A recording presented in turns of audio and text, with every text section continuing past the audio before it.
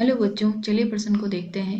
तो दिया गया प्रश्न है कि 500 केल्विन ताप पर एक 20 लीटर पात्र में N2 के मोल 1.57 मोल व H2 के 1.92 मोल एवं NH3 के 8.13 मोल का मिश्रण लिया जाता है। तो अभिक्रिया N2 प्लस 3H2 अभिक्रिया करके 2NH3 के लिए Kc का मान 1.7 गुणा 10 की घात 2 है। क्या अभिक्रिया मिश्रण साम्य में है? यदि नहीं है तो नेट अभिक्रिया की दिशा क्या होगी? तो हमें क्या दे रखा है कि 500 केल्विन ताप पे 20 लीटर का पात्र है, उसमें N2 के मोल इतने हैं, H2 के मोल इतने हैं और NH3 के मोल 8.13 है। अभिक्रिया हमें दे रखी है और Kc का मान भी दिया गया है कि जब हमारी अभिक्रिया साम्य पे हो तो उसका Kc का मान ये है। तो हमें बताना है कि हमारी जो अभिक्रिया है वो साम्य पे है या नहीं, और अभिक्रिया की दिशा बतानी है अगर वो साम्य पे नहीं है तो। सबसे पहले हम लिखेंगे मुख्य अवधारणा। मुख्य अवधारणा तो वो क्या हो जाएगा? अभिक्रिया का साम्य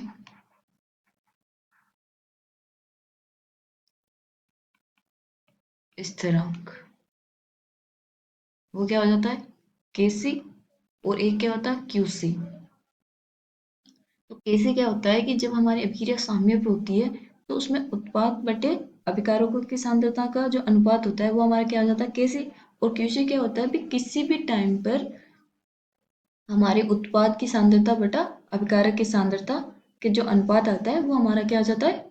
Qc। तो चलिए सबसे पहले हम देखते हैं हमारे क्वेश्चन में क्या दिया गया। हमें अभिक्रिया दे रखी है तो सबसे पहले मैं लिख लेती हूँ अभिक्रिया N2 प्लस 3H2 अभिक्रिया करके कितना क्या देगा मेरे को? 2NH3। अब मुझे साम्य पे मोल दे रखे हैं। साम्य साम्य पर मोल हो जाएंगे तो वो कितने दे रखे हैं? N2 के 1.57, H2 के 1.92 और NH3 के कितने हैं? 8.13।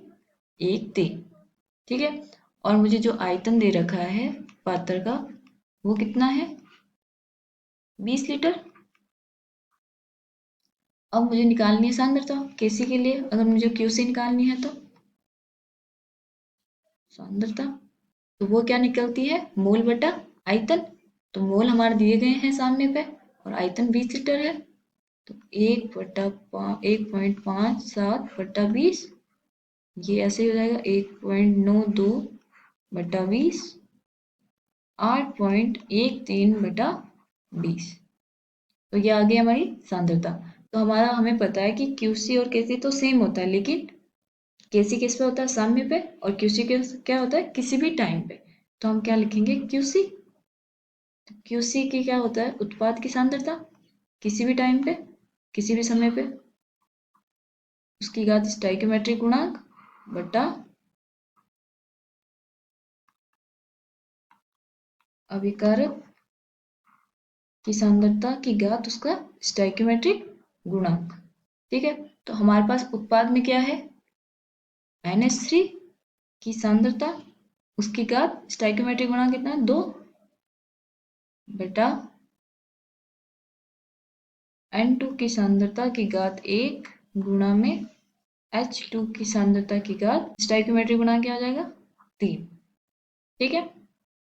अब इसका मान हमारे पास सांद्रता का मान दे रखा है, हमने निकाल लिया। अब इसमें रख देंगे हम तो हमारा Qc का मान आ जाएगा। तो Qc बराबर क्या हो जाएगा? NH3 का कितना है? 8.13 बटा 20 की घात 2 बटा 1.57 बटा 20 की घात 1, 1.92 बटा 20 की घात 3। तो इसको हल करने पे जो हमारा उत्तर आएगा वो क्या आएगा? 2379.23। तो ये क्या आ गया हमारा? Qc। और हमें क्वेश्चन में क्या दिया गया? Kc का मान क्या है? दिया गया है वो कितना है 1.7। तो 1.7 गुणा 10 की घात 2 मतलब कि 170। ये हमारा केसी का मान आ गया और क्यूसी का मान इतना है। तो जो हमारा क्यूसी है वो ज़्यादा है केसी से। इसका क्या मतलब हुआ कि हमारे पास क्या है, उत्पाद की मात्रा बहुत ज़्यादा है अभिकारक से। तो जो हमारा साम्य, अगर साम्य पे आने के लिए क्या करेगा, उत्पाद की मात्रा घटानी पड़ेगी हमें क्यूसी का मान कम करने के लिए। उत्पाद की मात्रा कम और अभिकारक की क्या होनी चाहिए, अभिकारक की बढ़नी चाहिए। तो हमारा क्यूसी क्या करेगा फिर, क्यूसी क्या हो जाएगा, कम होगा। अगर हमारा उत्पाद की मात्रा कम हो रही है और अभिकारक की जो मात्रा है वो बढ़ रही है, तो इसका मतलब क्या है, जो हमारी अभिक्रिया वो किस ओर जाएगी, पश्चिम दिशा में। तो लिख देते हैं, अतः अभिक्रिया पश्चिम दिशा में जानी चाहिए। आशा करती हूँ आपको समझ में आया होगा। धन्यवाद।